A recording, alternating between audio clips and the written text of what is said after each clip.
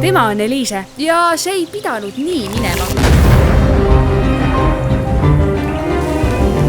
Aga see on Koidula gümnaasium.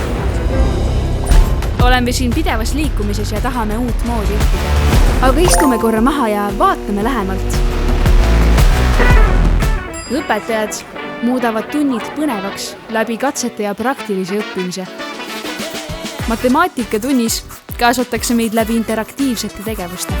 Keemia, matemaatika ega füüsika ei ole meie koolis kunagi lihtsalt valemid paberil.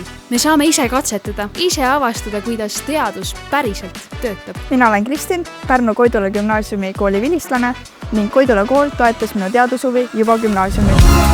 Tehisintellekt on juba osa meie õppetööst, mitte tuleviku muusika. Korraldame kõiki linnakoole kaasavat innovaatilist ja põnevat huvitava teaduse võistlust. Õpilaste ja õpetajate vahel on nii head suhted, et õpetajatega saab ka pinksi mängida. Meie koolis toimub õppimine ka väljaspool klassiruumi.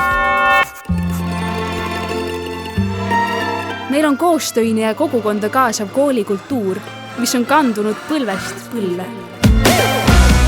Siin hoiame küll oma kultuuri ja traditsioone, kuid samal ajal anname noortele vabaduse olla nemad ise. Me loome ka uusi kogukonda kokku kutsuvaid traditsioone, nagu Pärnu esimene noorte öölaulupidu, mis toob ka vilistlased tagasi kooli. Jõulupall on juba 10. aastat üks aasta oodatumaid sündmusi.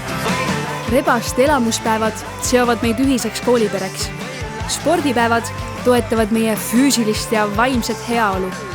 Lauluvõistlusel julgeb iga õpilane väljendada enda loovust ja eripära. See on kool, kus noored loovad ise oma koolielu. Meie olemegi tuleviku tegijad.